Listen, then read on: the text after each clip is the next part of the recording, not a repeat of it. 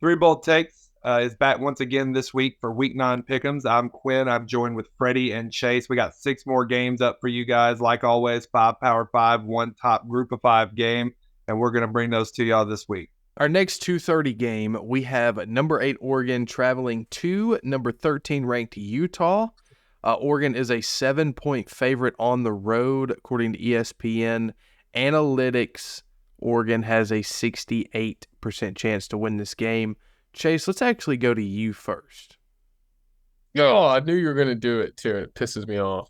Man, I actually don't know. I was hoping I'd have a little bit of time, hear what Quinn maybe said to think about this game. Gosh, I don't know. So it's official, guys. Every week we get on here, we talk about Utah, and we say, dang it, is Cam Rising playing, right? We finally figured out the answer to that question. He's out for the season, not going to be able to play. His stuff with his knee never got fully healed. So he actually could get, I would think, an injury. Medical red shirt. Yeah, medical red shirt. So he could be back next year for whatever it seems like 11 years. I don't know. But Utah played absolutely amazing last week. Their offense showed up. They beat USC. Their defense showed up. And that's what I'm thinking about with this game with Oregon. I really wrote off Utah early on in the season because Cam Rising was not playing. But, oh, my gosh, it's Whittingham, right? I believe the head coach, Kyle Whittingham. Is that his name? Mm-hmm. Dude, coach of the year. Coach of the year for me right now.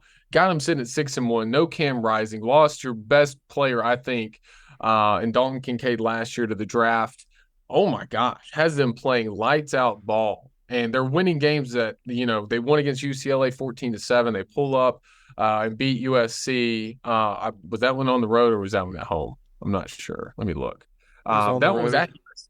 Yeah, at USC. Oh, my gosh. Come on. And now you get Oregon. And, Oregon's a top-tier talent. Bo Nix, the rest of the team, they lost to Washington just a few weeks ago, but they're still very much in the race for the college football playoffs, right? They have a Heisman kid at quarterback right now with Bo Nix.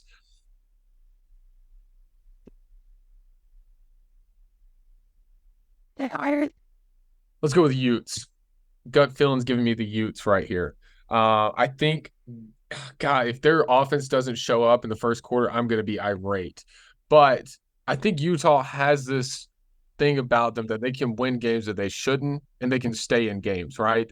And if you let a team hang around long enough, definitely Utah, it's a chance that they're going to win that game. USC did that last week. You get Oregon at home, huge game last week. It's going to be tough to do it back-to-back, but I think Utah has a chance to do it. I know they made a change at quarterback because the other kid literally couldn't throw a ball down past the 5-yard line, right? So now they have a different kid in there playing, and they've been moving really well. I'm taking Utah in this game. Quinn? Look, don't get me wrong. I love the pig farmer quarterback just as much as the next guy. I think you're right. I think Utah will hang in this game. And I think they'll hang in this game because their defense is part of the 2 upper echelon elite defenses of the Pac-12. You know who the other one is? Oregon. And what is the difference between Oregon and Utah? If I view their defense as a scratch, and you're asking me who is gonna make the play at the end of the game to help them win offensively, right? I have a lot more faith in Oregon's offense and Bo Nix to make the plays they need to make to win that game than I do Utah's offense. And this is nothing against Utah. Heck, knowing Utah, I have done this a million times. I've gotten on here. I've said there's no way they can win it. And then they just go out there and prove me completely wrong. That is what Utah has done for not just this season, but the last 3 years. That is their trope. They, as much as they've been USC's kryptonite, they've also been Oregon's. But I think this Oregon team is just built a little bit different. And I still have a lot of faith in this Oregon team. So give me Oregon to win the game. I do think it'll be close. I think Utah's offense will help keep them in the game.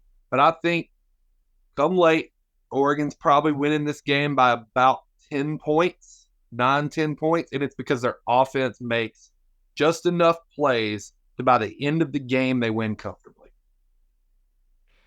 Yeah, I think Chase, I think you and a bunch of other people are putting too much stock into that USC win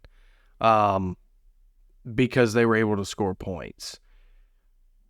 USC, their defense, you might as well trot out the local high school team because that's basically what Utah was playing. That's not Oregon. Quinn, you hit the nail right on the head. Oregon is the real deal when it comes to defense in the Pac-12, along with Utah. But I think Oregon's offense is far superior, and I even think that Oregon's defense is more superior than Utah across the board. Utah is really good in the trenches, but I think Oregon has some very good skill position players as well. Well, not really skill position players, but corners and safeties on the backside on their defense as well. I think Oregon wins this game and covers the spread comfortably. I've got a 14 to 17 point win here for Oregon, and this just shuts Utah's season completely down. You know, I want to add something real quick before we split off. I said there's the upper echelon too. I want to pull that back for a minute and give UCLA's defense some credit as well. They're pretty good. I know that's really off topic and that's very little to do with this game, but I just kind of felt bad sitting here listening to y'all talk. I wanted to throw that out there. All right, guys, that was our picks for Week 9 college football. I've been Quinn with Chase and Freddie, and we look forward to having y'all back for next week. If you liked what you saw, we got more videos on the channel that came out. All 6 of our pick'ems have been split into separate videos. Make sure you check those out if you like